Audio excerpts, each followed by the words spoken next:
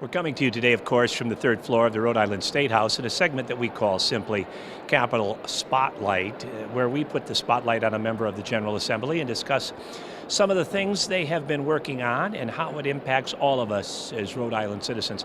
It gives me a great deal of pleasure to welcome back a lady that I first met when I moved here to Rhode Island in 2006, had the pleasure to work with, and now work with her inside the State House, the Honorable State Representative Deb Ruggiero. Representative, it's great to see you again. Thank you, Dave. It's nice to be seen and nice to see you as well. Well, you've been very busy, and again, it's a busy time. We're into the home stretch of session.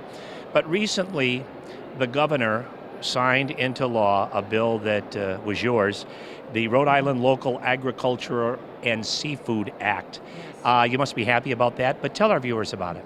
I'm very happy, and I want to thank the governor and also DEM Director Janet Coit for recognizing the economic impact both the fishing and the farming sectors have in our state.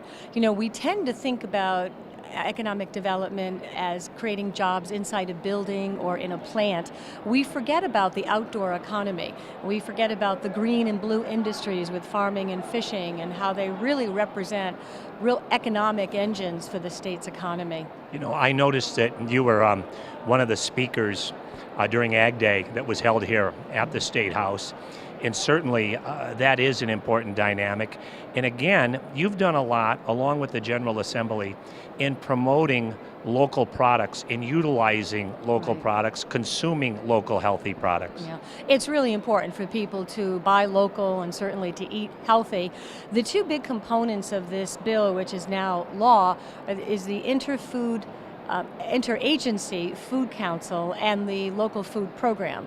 The Food Council, when you think about it, the state has really great, huge buying power because of our size. So we can lead by example with the food that we buy and the way that we actually do business. So this means that the Department of Administration, Department of Education, and DEM would all be able to work together and create sustainable programs on food nutrition and food safety.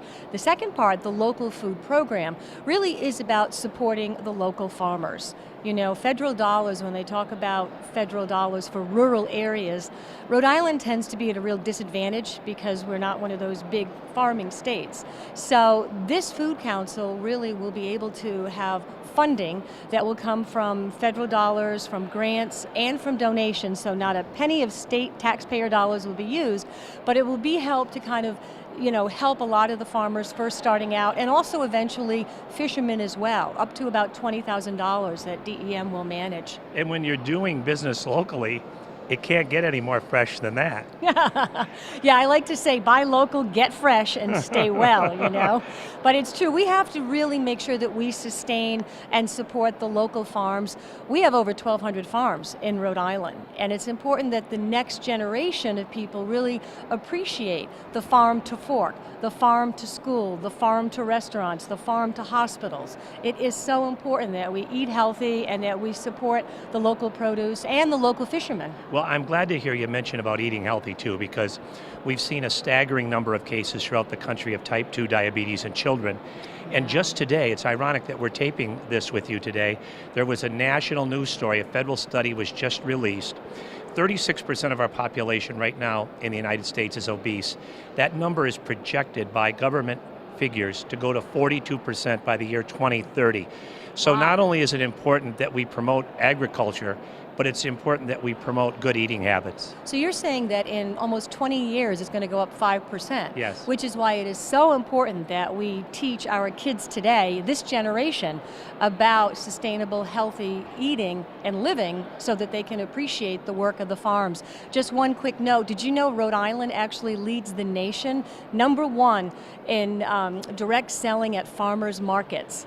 No, I didn't know that, but Yes, I'll tell you, the other figure that you gave earlier in this particular telecast, I didn't realize there were that many farmers in Rhode Island. You think of a state that's 40 by 30, and you really don't think of numbers quite that staggering. That's big business for a state this size. Well, it's even more staggering. URI's Environment and Natural Resources completed a study, and when you look at farming, you look at fishing, you look at the golf courses, the beautification of the land, it's a $1.7 billion outdoor economy. So the green and the blue industries of Rhode Island really are economic engines when it comes to economic development. Well, congratulations on your legislation. It's now been signed into Thank you. law. Representative, thank you so much for talking to us. You're always very helpful to us. We wish you and your colleagues in the Rhode Island House the very best. Thank you, and thank you. And thanks a million for tuning in. My name is Dave Barber for Capitol Television from the third floor of the Rhode Island State House.